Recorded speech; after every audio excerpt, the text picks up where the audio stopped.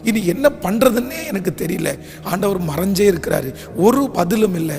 ஆனா கர்த்தர் சொல்லுகிறார், இல்லை, முன்பாக போனாலும் அவர் இல்லையா, பின்பாக கிரியை செய்தும் காணோமா, நீங்கள் போகிற வழியை அவர் அறிந்திருக்கிறார். கர்த்தர் சொல்லுகிறார், ஒரு நாள் வரும். யோபுவை ரெண்டத்தனையாய் ஆசீர்வதிப்பதற்கு ஒரு நாள் வந்துச்சுல்ல. முந்தின நிலைமையை பார்க்கலும் அவனை கர்த்தர் 2 மடங்கு ஆசீர்வதிப்பதற்கு ஒரு நாளை நியமித்தார் அல்ல. இந்த சத்தத்தை கேட்கிற உங்களையும் பார்த்து சொல்லுகிறார், இல்லை, உன் ஜெபம் கணக்கிலே இருக்கிறது, உங்கள் பிரயாசங்கள் கர்த்தருடைய கணக்கிலே இருக்கிறது.